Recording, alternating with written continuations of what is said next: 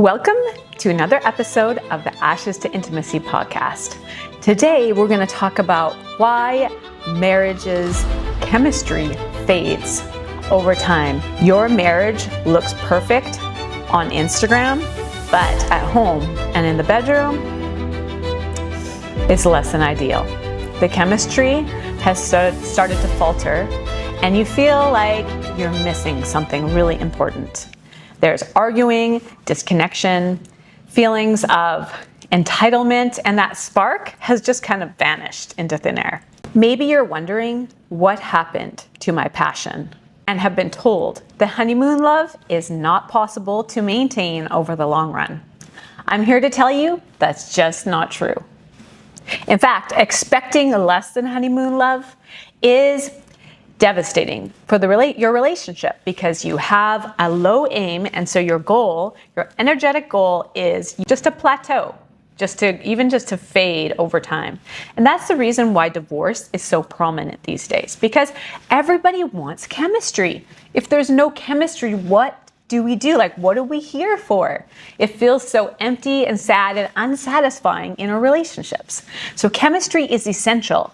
Honeymoon quality love, soulmate love, is not just possible, but completely achievable and almost instantaneous once you start applying the skills that we're going to teach today.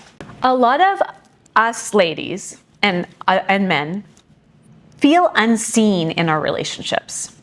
We got married, we had all this beautiful spark and all this chemistry, and then it starts to fade into blah. And we look good on Instagram. We look good, we make nice videos because we want to see the best. It's not like we're trying to put on a show. It's just that we want to look the best. And we do capture memories and moments that are beautiful. And so it's important to continue to make that kind of content for everybody to view. But at the same time, don't we want it to be more? Want to have that beautiful chemistry at home as well? Of course we do. And people tell you that it's not possible, that it's natural for the chemistry to fade over time and not to expect there to be that polarity.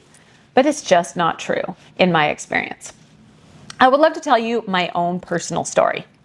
When my husband and I met, he was 23 and I was 30, and I have 4 kids. I was cautious. I had been married once before, but it didn't take long before I also fell head over heels for my husband.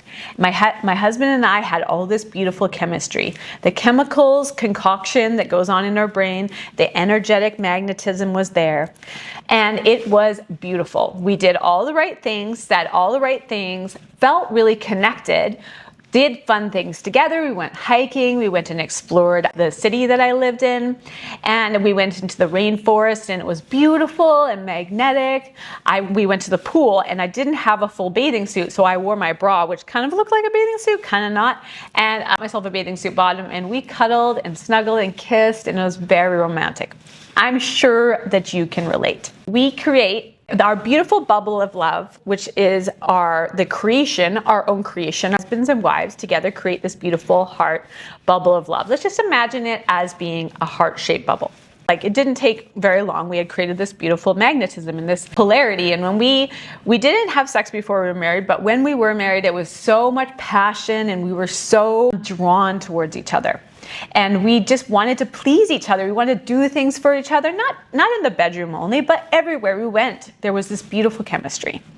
And he loved my kids, and he helped and served me, and I helped and served him. And I was touchy-feely and emotionally connecting and eye contact and really good at listening. So we really do exercise a very specific set of energy skills that are spiritual skills that we might not be aware that we're doing it. And then later on, when the love started to fade for me and my husband, I started to feel unseen. Do you know what I mean? We start to feel like we're invisible, and that other people are more important, other things are more important. And so we start to do little jabs. We start to poke little holes in our love bubble, our heart-shaped love bubble that's kind of like the energy of love. And it creates this leak, this energetic leak that flows out of our energy bubble of love. And that's exactly what happened. So when my husband started to a little less attentive, a little less affectionate, and he started to be more distracted by other things, started to allow stresses of life to come in, started to worry about finances. As he did that, he gave me less attention. And as a result, I felt less seen. And then because I felt less seen, it becomes a circular pattern. And I start to wonder if something is wrong. And so I start to put in less into the relationship. And over time, it starts to go in this negative circle that gets darker and darker, and then there's less and less love being put in. And so we literally exercise the skill of maintaining honeymoon love, maintaining this energetic connection, or not. And there's varying degrees of that. And so that's what happened over time. There was, unfortunately, a lot of detrimental effects on our relationship. And I'm sure you can relate. A lot of times we have a lot of stressors. And in our case, because he was American and I was Canadian, there was a division that took place. There was less time that we got to spend together. He had to live in another place for a while. There literally was less physical interaction that happened. And then some trauma that went down, some issues with business and financial issues, custody problems from my previous marriage. And because of that, there was a lot of pain and there was a lot of holes being punched into our love bubble.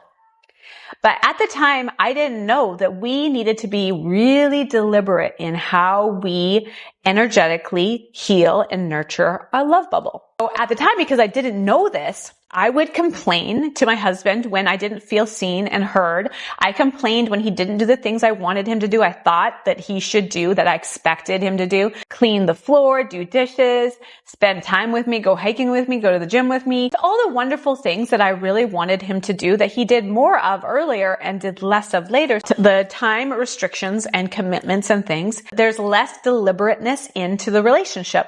And so unfortunately, in my case, it was really devastating. There was infidelity, and it was extremely painful for me to be on the receiving end of that. And it caused me a great deal of pain. And then I started to blame him even more, which poked even more holes in the bubble of love. And so when he tried to put more love in, I was poking holes.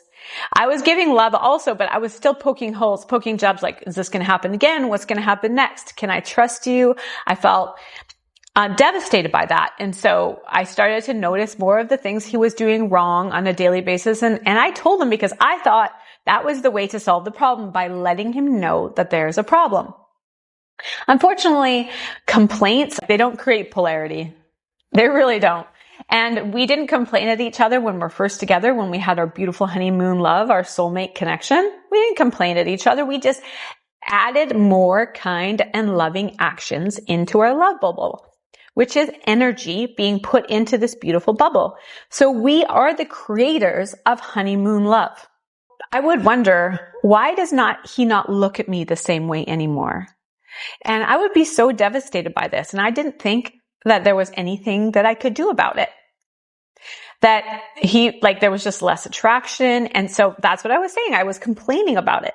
And so I would be if I complain and let him know, I didn't see it as complaining. I was just, this is information I'm giving you.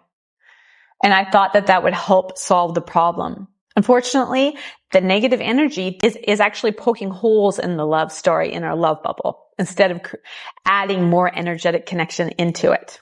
I remember one day I was so devastated because of the infidelity that had taken place, because there was so much disconnection between us. I was laying on the floor in my bathroom, sobbing, because I had lost something that was the most important thing to me, and that was my husband's love. And I think we can all relate to this. We don't get married so that one or both people can become unfaithful, or there can be this major disconnection, or that there'll be jabs at each other or arguments and things like that. That's not why we get married. We got married because there's this beautiful energy of love. So I was on that floor crying in devastation, and I didn't know if I could survive this. I'd already been through marriage and divorce before. I had already pulled children apart and gone through custody battles, and it was devastating. And I remember arguing in front of my little 2-year-old, and my sweet little 2-year-old was in the back seat for my first husband.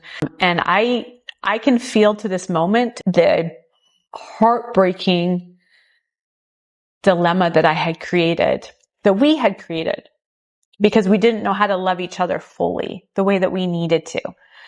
And so I was on the floor, the bathroom floor, sobbing my eyes out, knowing that I had to make a choice to stay with my husband and work through these issues, or to do what I had already done before, which was to break up my family and to break my children's hearts. And I really didn't want to separate my family. It didn't just break my children's hearts, it broke mine too. And often people get married and divorced and married and divorced, repeating the same patterns. And I was aware that that was a pattern. I didn't know how to fix it at the time, but I was aware. And so I did end up forgiving my husband, and we did work through some things, and we did implement some skills, not as much deliberately as later on we were able to. Once I became a coach, that it's not about fixing my husband. I joke in my videos sometimes about fixing husbands. And we do tend to fix our partners when we input beautiful behavior that's positive into the relationship. But in reality, it's not about fixing your partner. It's not about fixing him. It's about shifting the energy, uncovering hidden blocks, and transforming your connection in real time. It's about transforming your connection in real time. It's really devastating when you post online or you present yourself in the best light, and then you go home and you find that the passion isn't there and you're not really sure how to get it back. And I wasn't really sure how to get it back. I did all the wrong things in order to get the passion back. But I was just poking holes into my beautiful love bubble. I was poking holes in my beautiful love bubble, and the energy leaks out. The energy of love leaks out. The energy of polarity leaks out. Your marriage may look perfect on the outside, but on the inside, the passion is lacking. Let me show you how to bring it back. In my experience, many high-achieving couples experience this. And that is that the chemistry fades, resentment creeps in, connection becomes transactional. And what I mean by that is we have little moments of connection throughout the day, every day, with our partners and everyone else around us. But they can be negative connection, or they can be just, okay, this is my duty to have sex with my partner. And it's just like, don't really feel anything. Don't really feel that polarity. Just feels empty. Or, the moments where you talk to each other. It's just like, you do this, I'll do this, and we'll negotiate something where we can both make it work. Or even worse, where you're just fighting all the time. And that's what happens with high achieving couples often, because they're really good at going to work and accomplishing goals. But often we, and I and my husband are very high achieving, want to create something beautiful, and we're good at creating something beautiful, but we are terrible at it when it comes to our own relationships. We weren't raised to do things in a certain way. We were raised to do things wrong, and we copy the patterns of our parents, and it causes major disconnection and leads a very quick slope down to divorce. And if there is no divorce, there's just suffering. We're living in this marriage that's empty and hollow. It doesn't feel anything like the beautiful, passionate love story that you had when you were first married on your wedding day, when your husband took you by the hand and kissed you and said, I do. When your wife walked down that aisle and she looked so beautiful in her gorgeous gown. And sometimes when you look back at those moments, it almost feels more painful. It feels so painful because you have lost something so valuable to you. I'm here to tell you that that is not something you've lost. It's right there for you, the taking. Let me show you how. You're not overreacting. You're not crazy, and you're not too sensitive. This disconnection is not your fault. You didn't mean to, but you poked holes in this energy field that you've created between you and your partner, and it creates an energy leak. And the leak it goes, unless we do something about it to patch that leak, it continues to leak energy of love out of our relationships. And eventually that beautiful bubble of love, that heart-shaped balloon, so to speak, is like a shriveled nothing. And it's devastating. It's how your subtle habits, phrases, or ways of interacting disconnect you without you even realizing it. A good example of this is when maybe you come home from work and you walk in and you look around and you see that everything seems to be out of order. And your partner doesn't seem to be exercising the skills of being a good parent or being good or responsible with like house cleaning or putting things away or starting dinner or whatever it is. And it's just kind of chaotic, so like a chaotic environment. And your first impulse is to reprimand your partner. You want to tell them that they're like, why did you leave the groceries out? Like, why didn't you start dinner? Like, it seems so innocent. Like that's our responsibility. We need to tell them what they've done wrong.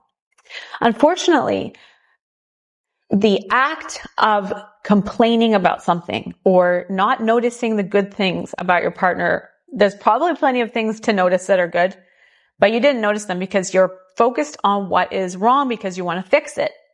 And so you just mention what's wrong. And it's one of those like many moments of poking holes in this love bubble. It could be a complaint. You could just ignore your partner and just go into your room and close the door. That alone is kind of like a little jab in that beautiful love bubble, leaking out that beautiful energy that you created.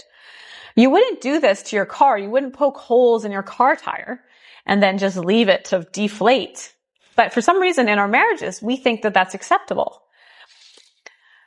That there is a solution to this problem, and it's pretty easy. Some of those common phrases that you might speak are asking leading questions. Like, why did you not do it this way? Or, are you going to wear that? Are you going to leave that like that? And it's just negative words, thinly disguised. Like they're criticisms, thinly disguised. And as a Laura Doyle certified relationship coach, Laura says that thinly disguised criticisms are still criticisms, and your partner knows it. They can feel it. They can feel your energy, your negative energy. So it creates a major emotional impact on your relationship, on your partner. It breaks their heart just a little bit.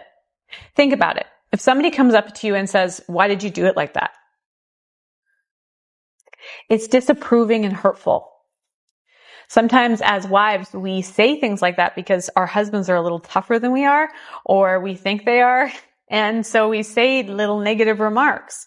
And they just escape our mouths. We're not prepared to insert positive input because we've already been through our whole day. We're kind of tired, like we're having our own negative thoughts that are going on in our heads. And so we just kind of let it come out. We say the wrong thing. The solution to this problem is if you're coming home from work and you're about to arrive and you're thinking, you're driving home and you're thinking all the things that have gone wrong in your day. Or you're trying to figure out how to solve all these different problems. And their thoughts are running through your mind, and you're going downwards and you're exhausted. You're getting more and more exhausted. So the solution is to take care of yourself first.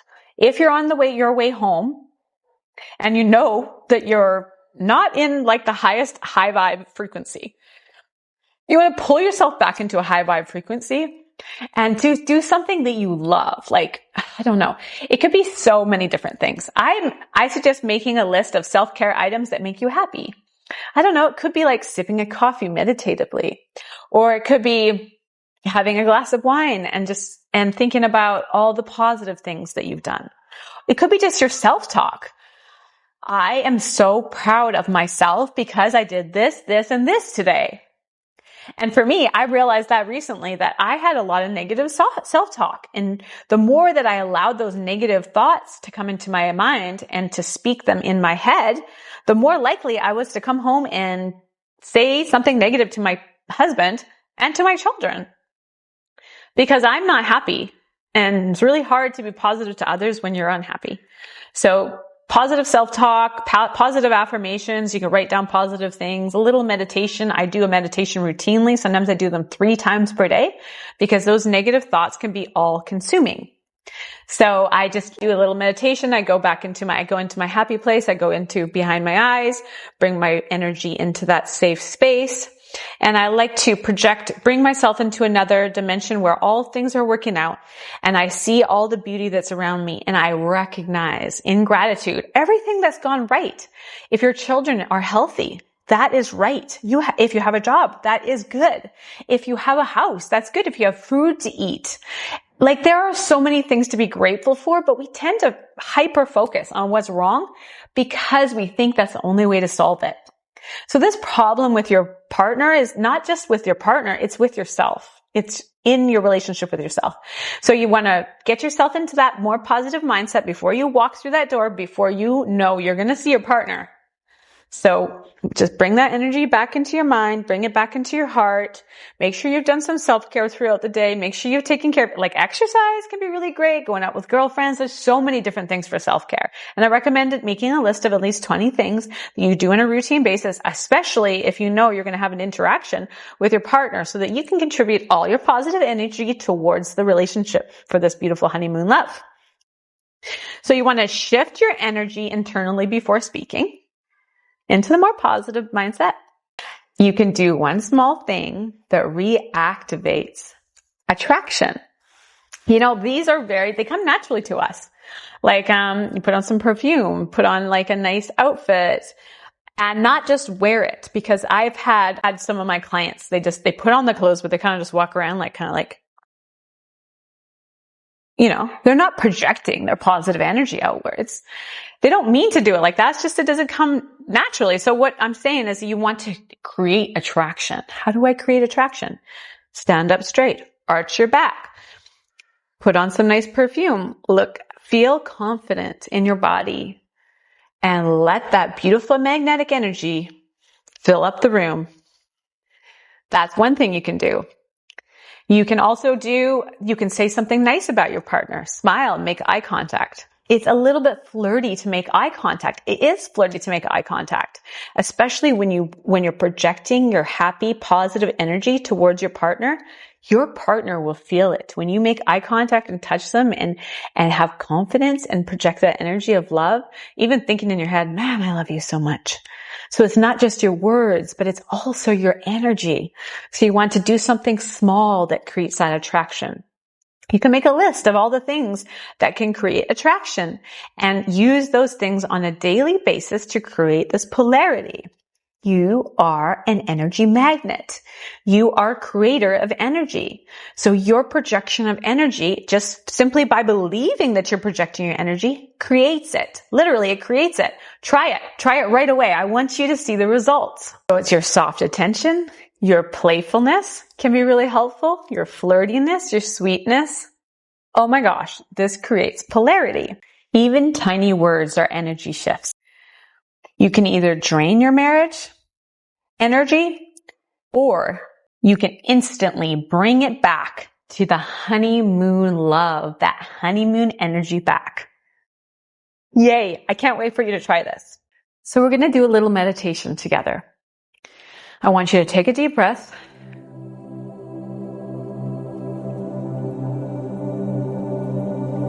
And I want you to bring all your energy that you have been sharing with all your distracted thoughts around you. I want you to bring it right back into the center of your head. Right behind your eyes. I want you to bring all that energy back in there.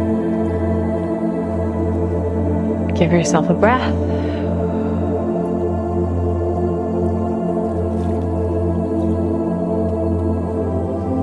To close your eyes, and I want you to imagine right now a moment that you shared with your partner that was super beautiful and magical. Another breath. And this magical moment, I want you to imagine it in detail. The smells, the tastes, the feelings on your skin.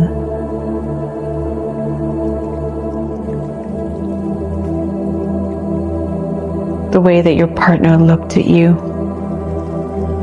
how happy and magically in love you felt. Another breath.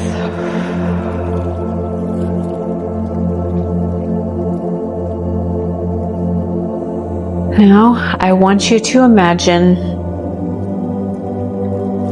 a scenario in the very near future where you are with your partner and you have this beautiful polarity, and you look at your partner from across the room and they are polarized towards you.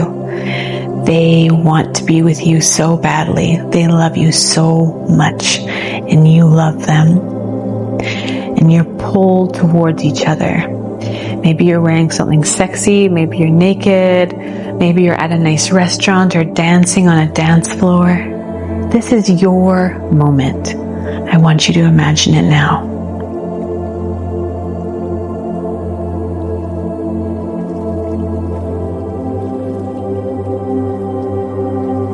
What does it sound like? What do you hear?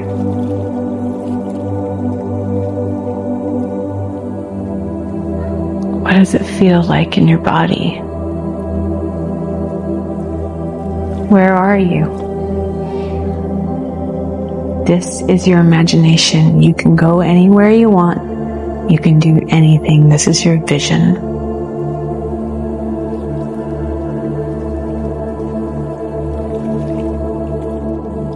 I want you to take another deep breath in. Slow breath out. I want you to release any dark energy, any negative thoughts. Just let them go down through the earth, through your feet, all the way to the center of the earth. And I want you to allow the positive energy to be gathered back into your mind. Another breath. And I want you to open your eyes. I want you to take this with you whenever you need it. I want you to imagine the best case scenario with your partner. I want you to see and feel the love, the polarity, the connection. I want you to bring yourself to that moment on a daily basis. Because where focus goes, energy flows. So your focus on positivity and creates more positivity. Your focus on polarity creates more polarity. And you'll be more present in your body, with your partner, with your physical touch, the way that you look at them, the way you talk to them. You're going to create all this beautiful magical energy, and you are the creator of this energy. Nobody else is doing it for you. You're the creator of your relationship now. You're the creator of the disconnection that you're experiencing. This is not your fault. You did not know that you were creating it. Or you did know, but you didn't know how to fix it. And I want you to take this opportunity to start to believe in your relationship again, to start to see it differently as many times per day as possible. Doing these little meditations, thinking positive thoughts, and remembering the beauty in it. I want you to imagine how powerful this is going to be for you. When you wake up next to your partner,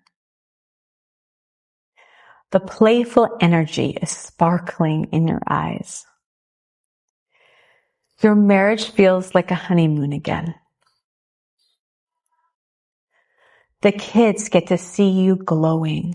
When I came home from a retreat with my husband after a lot of practice and learning of these beautiful skills, I remember going into my house and I could feel the powerful energy on my skin.